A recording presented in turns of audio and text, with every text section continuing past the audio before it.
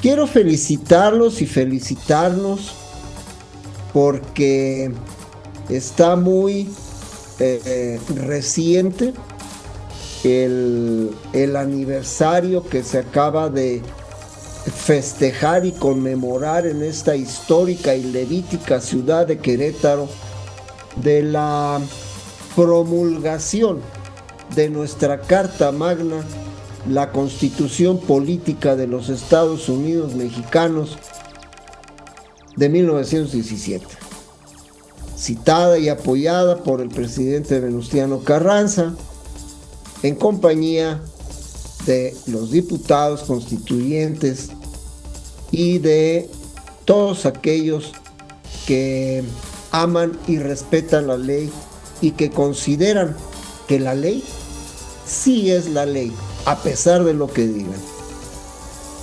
Esta tarde vamos a hablar de un tema que a algunos, pues no se espanten, no pasa nada. No son actuales, aunque pudiera parecerse, y se llama De ratas, chacales y buitres, México, 1911.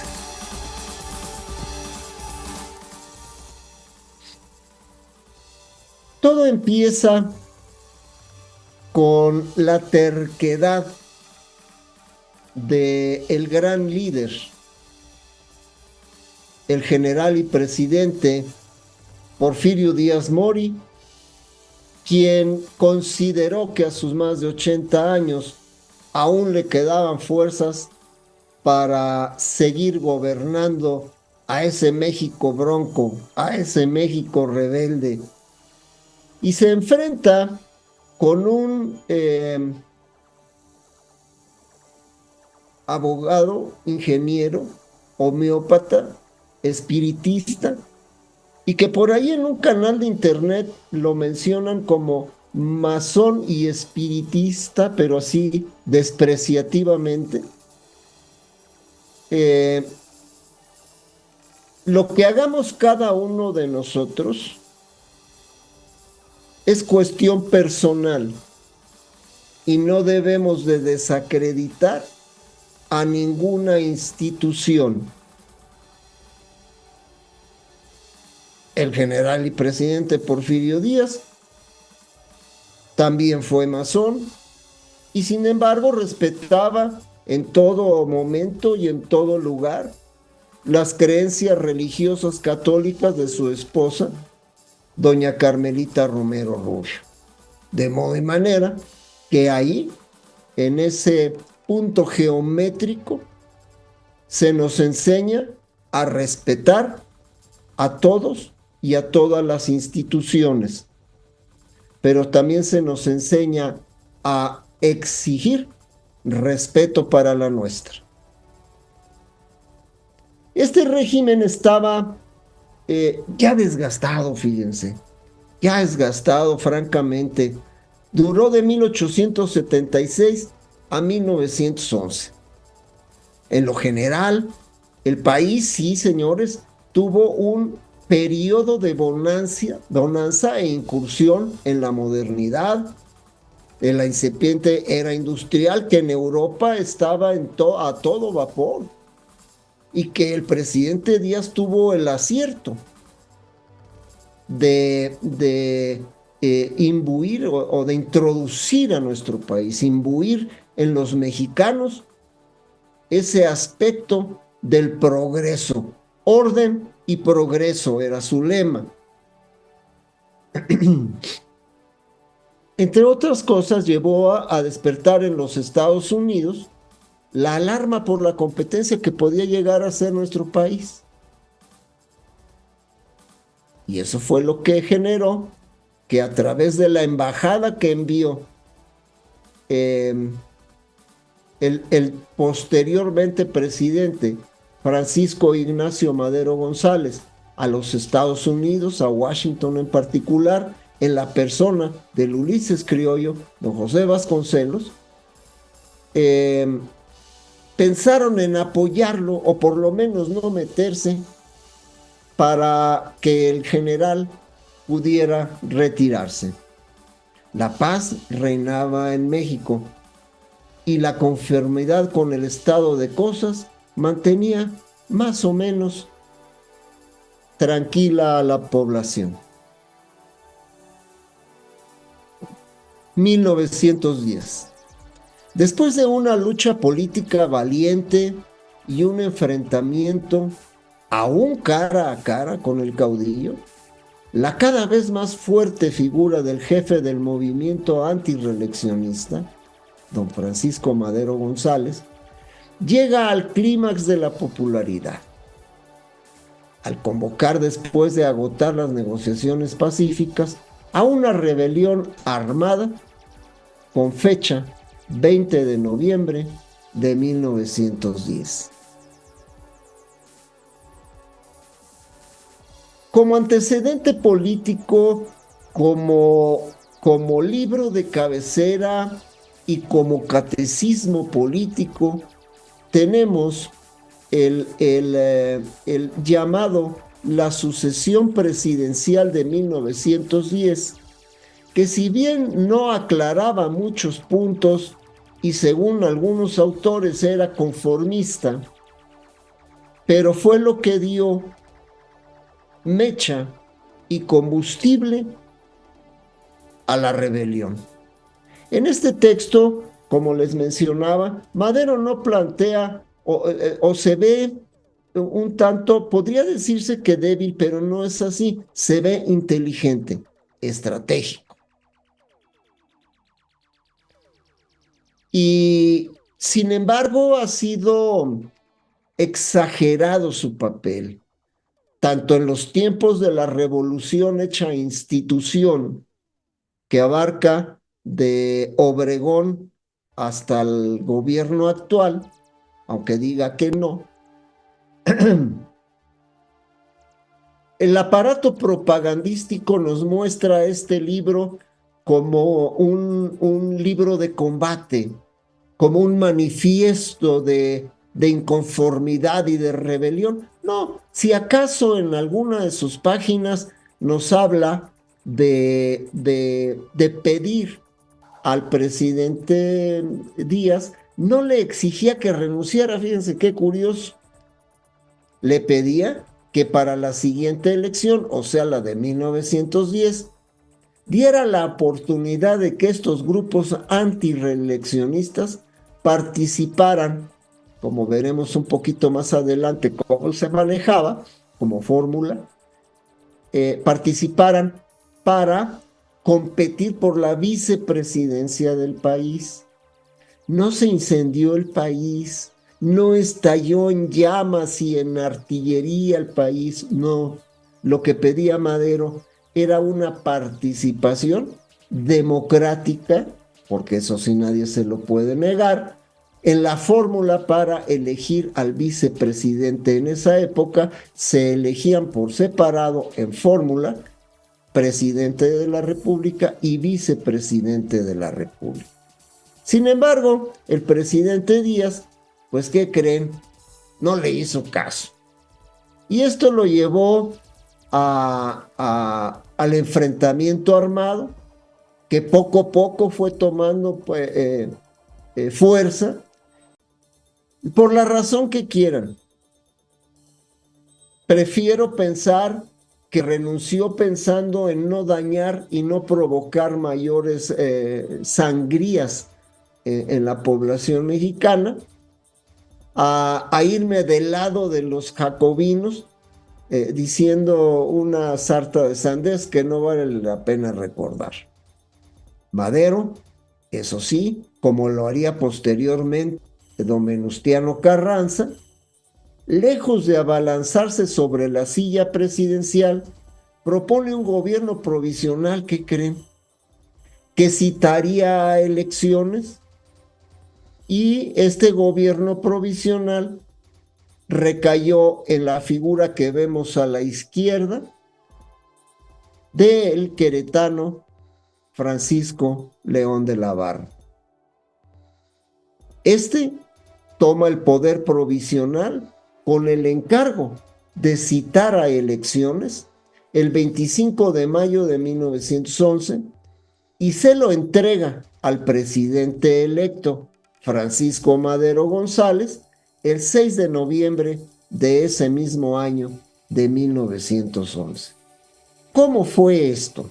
Bien, como se había acordado en los tratados de Ciudad Juárez, en los cuales estuvieron presentes representantes del gobierno de Díaz y representantes y el mismísimo Francisco Madero, y como se establecía en la Constitución de 1857, León de la Barra convocó a elecciones extraordinarias para elegir, como les mencioné hace un minuto, presidente y vicepresidente de la República, quienes habían de concluir el periodo 1910-1914, para el cual habían sido electos Porfirio Díaz y Ramón Corral.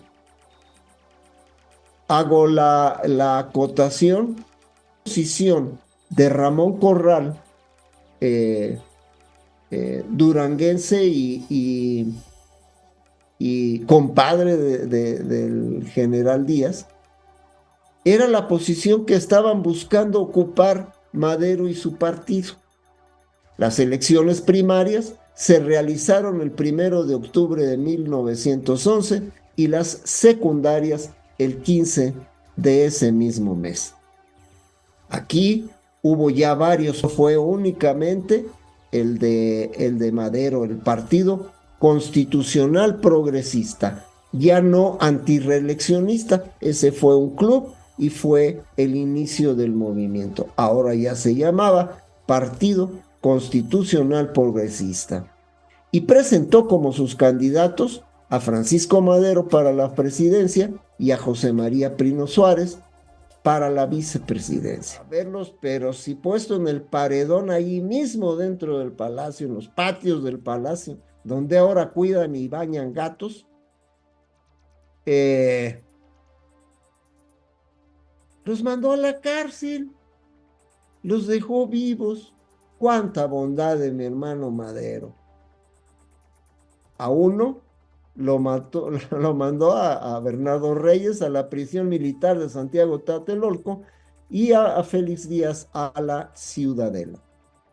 Otro asunto grave fue que el gobierno de William H. Taft, presidente de los Estados Unidos, a través es que son, vean ustedes nada más la carita del actual embajador de los Estados Unidos, oliendo patas y oliendo ciertos desechos detrás del actual presidente. Esa ha sido la actuación de muchos embajadores de los Estados Unidos, desde don Joel R. Poinsett hasta el actual.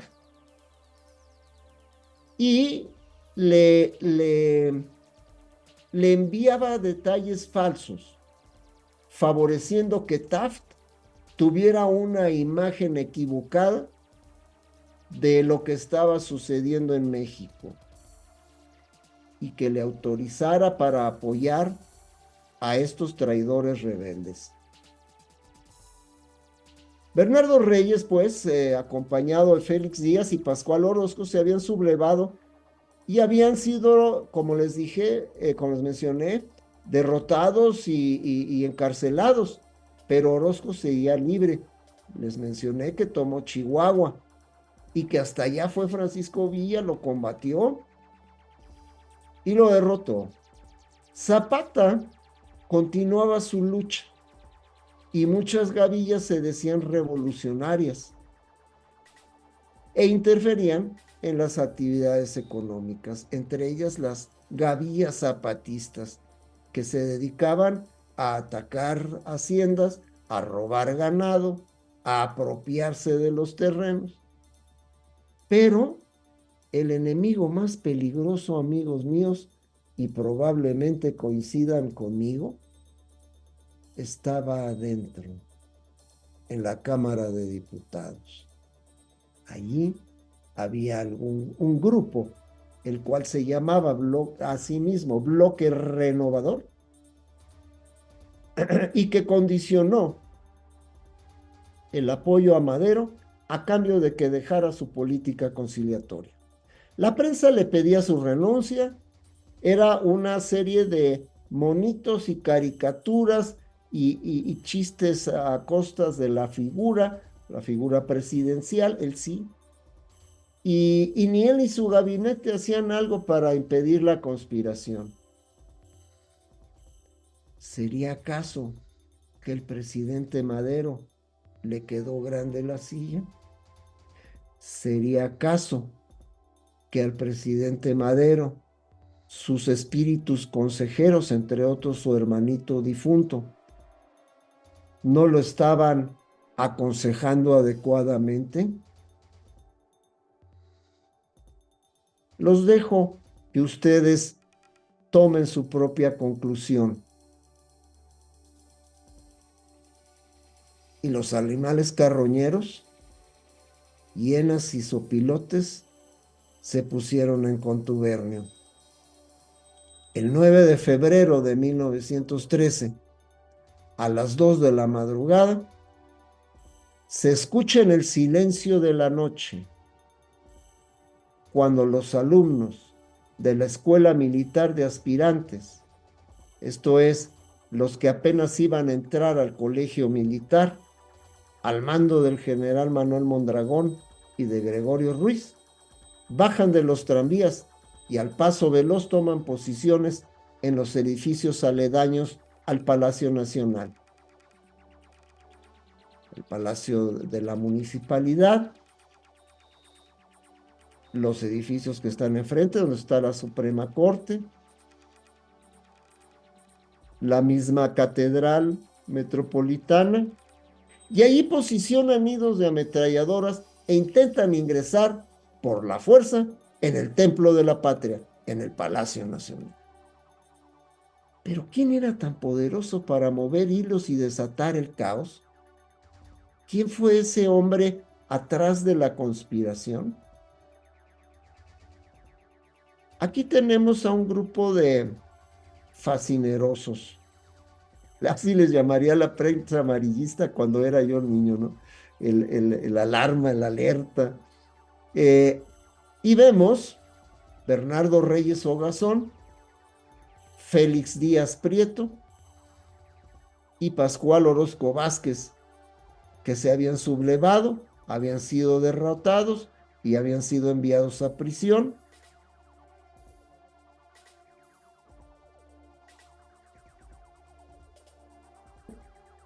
Estaba soterrando y socavando. Entre todos ellos conformaron ese grupo poderoso que se puso de acuerdo con el embajador norteamericano y a su vez con los embajadores de Alemania y de España para retirarle el apoyo al presidente Madero. Ese día 13 van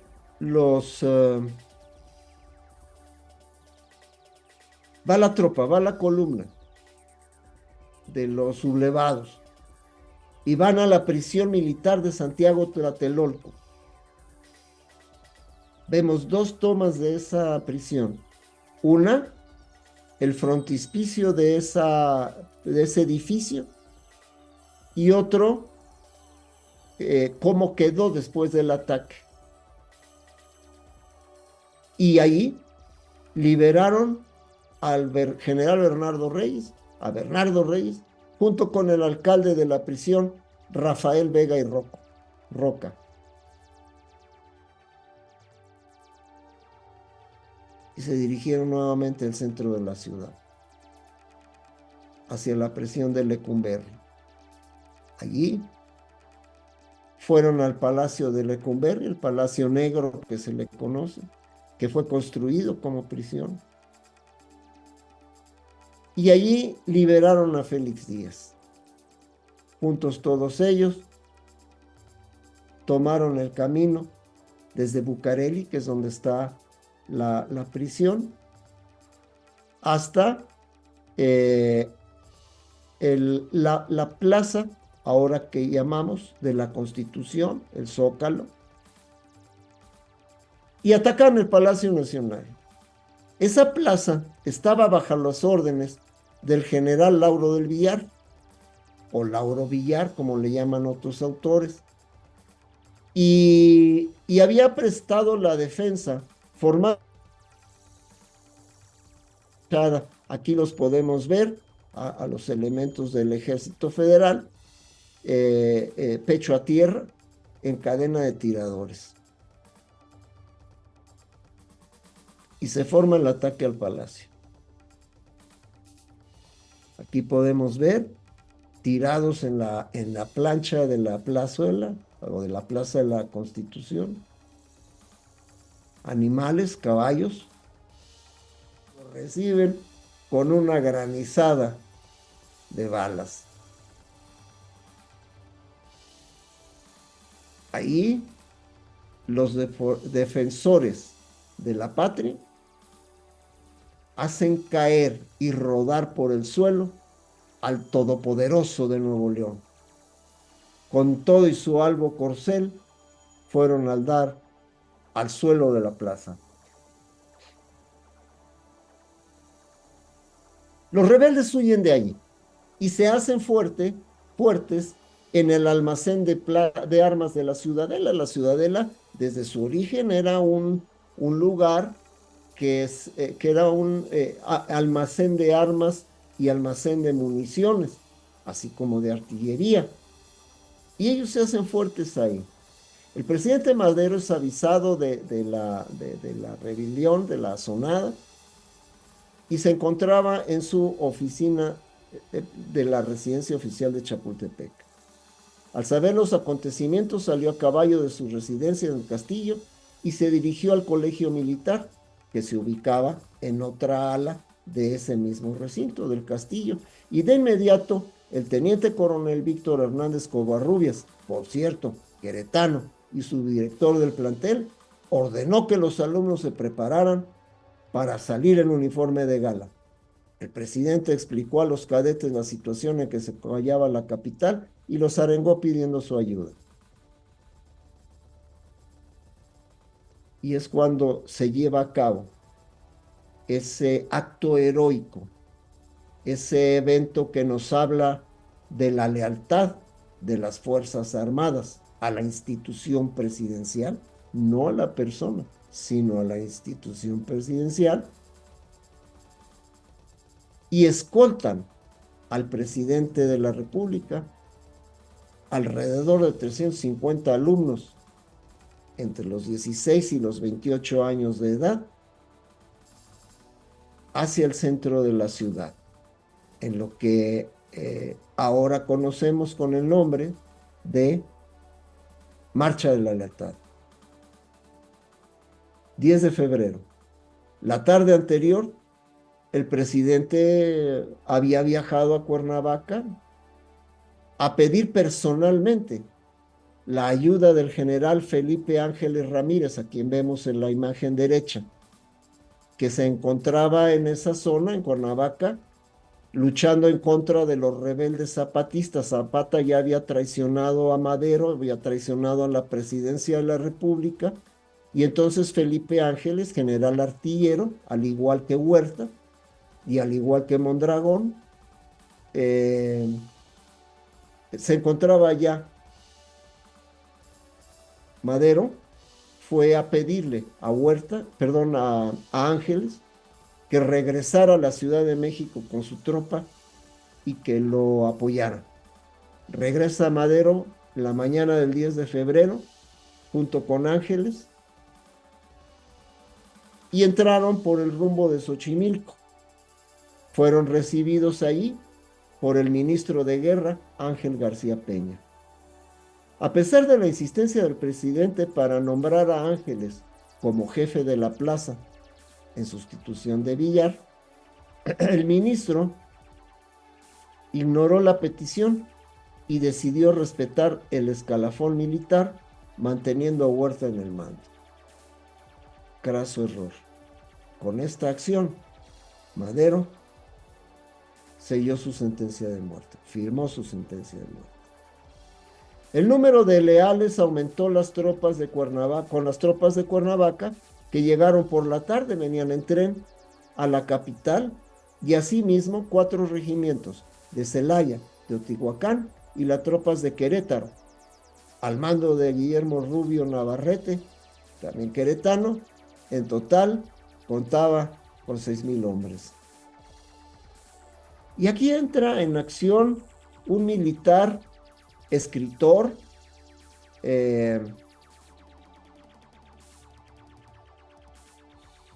que a quien yo pues le tengo cierta consideración y admiración. Pero sigamos con la historia. Huerta ordenó un ataque de artillería a la ciudadela, pero mañosamente solamente le dotó a Felipe Ángeles balas de metralla, no balas perforantes. Esto es, granadas que estallaban en pedazos, pero no hacían mella en aquellas paredes de 1 metro de espesor.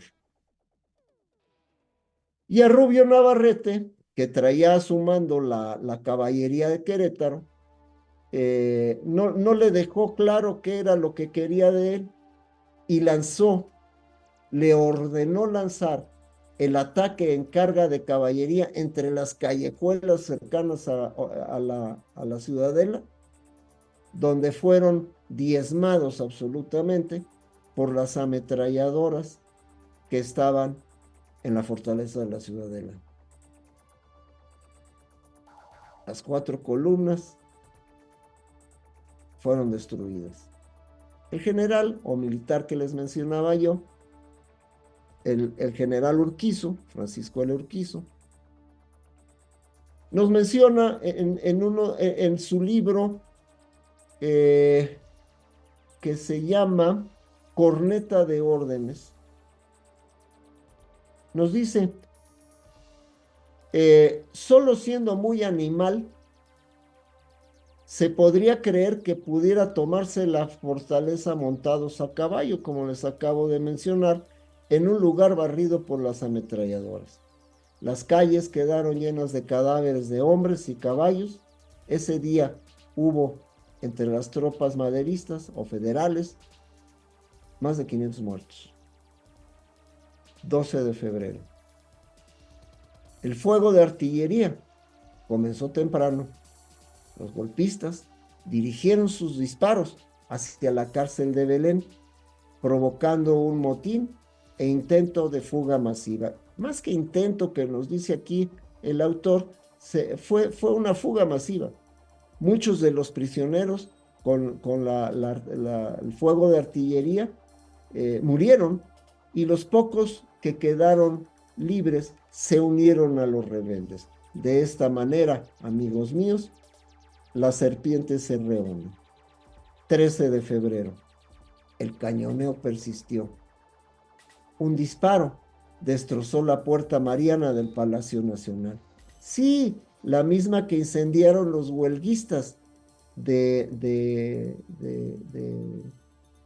nuestra época hace unos cuantos años. La lucha se extendió por las calles de Victoria, Morelos, Doctor Vertis. Cayeron granadas que dañaron el Club Americano, ubicado en la esquina de las calles de San Francisco y Gante. San Francisco era la calle que ahora es Madero, y al Casino Alemán en la calle de López, donde mucho tiempo estuvo también las oficinas y los separos de la Procuraduría General de la República. Esto es enfrente a la Alameda por el lado del Palacio de Bellas Artes. Y se apoderaron de la torre de la iglesia del Campo Florido, con la finalidad de tener allí no solamente vigías, sino nidos de ametralladoras. El gobierno recibió 2 millones de cartuchos para fusiles y cañones procedentes de Veracruz. Mediante una visita de Enrique Cepeda a la embajada, se concertó una entrevista entre Félix Díaz, Victoriano Huerta y el cobarde embajador de los Estados Unidos, Henry Lane Wilson. Esta imagen a mí me gusta mucho, miren, es una carga de caballería, un ataque al galope sobre la calle de 20 de noviembre, por un costado del Palacio Nacional. Viene el 14 de febrero. Enterado de los rumores de una posible intervención estadounidense, Madero, en una acción de fuerza, envió un telegrama a su homólogo William Taft, mencionándoles que un posible desembarco de tropas estadounidenses estaba en su conocimiento y les solicitó evitar esta acción para no empeorar la situación, prometiendo salvaguardar en la medida de lo posible la vida de sus compatriotas. Llegan a la capital de Oaxaca, a la capital tropas de Oaxaca, y allí viene con ellos este personaje, otro buitre. Él, en sus orígenes como soldado raso y cabo del Batallón Supremos Poderes, fue parte del pelotón de fusilamiento que ejecutó al emperador Maximiliano y a sus dos generales, y que ahora tendría un papel preponderante en la traición y la muerte del presidente Madero. Su nombre, Aureliano Blanquet. Él se encontraba en Toluca combatiendo también al zapatismo al mando del 29 Batallón de Infantería. Llegó a México y permaneció en los llanos de Tlaxcala esperando las órdenes de Huerta. 15 de febrero. Continúan las traiciones. El ministro de Relaciones, a quien vemos en la parte superior, Relaciones Exteriores, Pedro Lascurain, y un grupo de 24 senadores de oposición, siguen los traidores, siguen los chacales, se reunieron para pedir a Madero su renuncia. El presidente, en su posición, los manda con un tubo. Les ha haber dicho más feo. Y bueno, los diplomáticos de Alemania, de Estados Unidos, de España, forzándolo y esto, y los cobardes traidores, ¿saben lo que hicieron? Fueron e incendiaron la casa particular de la familia del presidente Madero, que no se encontraba en la zona de combate, se encontraba lejos de estos enfrentamientos. Más tarde, Huerta designó al general Aureliano Blanquet como jefe de la plaza de Palacio Nacional.